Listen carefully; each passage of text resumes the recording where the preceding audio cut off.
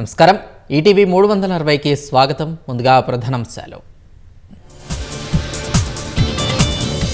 నిగమ్ బోధ్ ఘాట్లో మన్మోహన్ సింగ్కు తుది వీడ్కోలు. అంతిమ సంస్కారాల్లో పాల్గొన్న రాష్ట్రపతి, ప్రధాని. ఎల్లుండి మన్మోహన్ సింగ్కు అసెంబ్లీ సంతాపం. శాసనసభ సమావేశాల దృష్ట్యా కేబినెట్ భేటీ వాయిదా.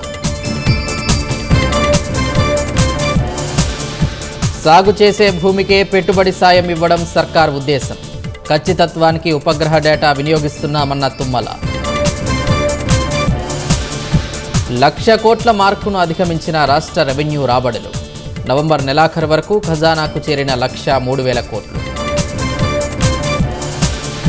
ఫార్ములా ఈ కార్ రేసు కేసులో కేటీఆర్కు ఈడీ నోటీసులు. జనవరి 7న విచారణకు పిలుపు. అరవింద్ బిఎల్ఎన్ రెడ్డికి తాఖీదు. అధికారమైన అనధికారికమైన గతంలో నిర్మించిన ఇళ్ల జోలికి వెళ్లం. అక్రమ వాణిజ్య భవనాలు ఉపేక్షించమంటూ హైడ్రా ప్రకటన. విజయవాడలో ఘనంగా 6వ ప్రపంచ తెలుగు రచయితల మహాసభలు.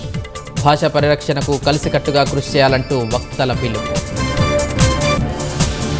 మెల్బోర్న్ టెస్టులో అద్భుత శతకంతో ఆదుకున్న నితీష్ కుమార్ రెడ్డి. ఆసీస్ బౌలింగ్ దళాన్ని అలవోకగా ఆడుకున్న తెలుగు కుర్రాడు.